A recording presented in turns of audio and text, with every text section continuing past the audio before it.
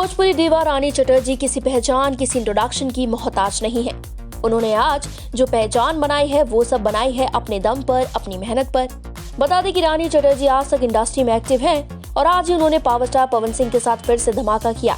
इन दोनों का अरसे बाद एक एल्बम रिलीज हुआ है जिसका टाइटल है सेम टू सेम। बता दें ये गाना रिलीज हुआ है बोस भोजपुरी नाम के ऑफिशियल यूट्यूब चैनल पर। रिलीज होते ही इस गाने पर जोड़ी पर जनता ने बेशुमार प्यार की बरसात कर डाली है। बता दें ये जोड़ी लोगों में इसलिए भी काफी स्पेशल है क्योंकि पवन सिंह और रानी की केमिस्ट्री की बात हमेशा से ही कुछ अलग रही है।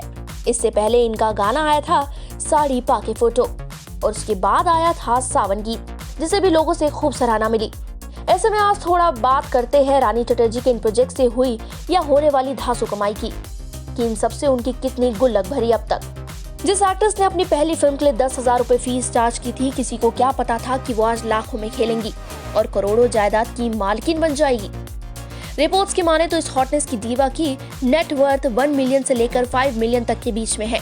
ये नई रानी की महीने की कमाई ही 2 से 15 लाख तक हो जाती है। इसके अलावा एक्ट्रेस के पास कई लग्जरियस कार्स का भी कलेक्शन मौजूद है।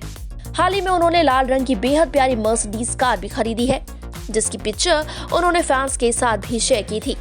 वैसे रानी भोजपुरी मूवीज में तो अब ज्यादा हलचल नहीं करती दिखती, लेकिन सीरियल्स और एल्बम्स में वो आज भी पकड़ रखती हैं। इसी वजह से चाहे सालों भर बाद ही सही, एक्ट्रेस की डिमांड लोगों के बीच बरकरार रहती है। वैसे आज अपने पुराने दोस्त और को स्टार संग महाविस्फोट करने के बाद बेशक रानी की डिमांड पूर्वांचल में और भी बढ़ जाने वाली है।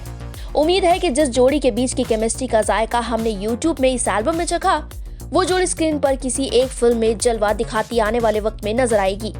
आपका क्या कहना है इस बारे में, सोचना है इस बारे में, जरूर दीजिएगा, बताइएगा अपनी राय नीचे कमेंट सेक्शन में।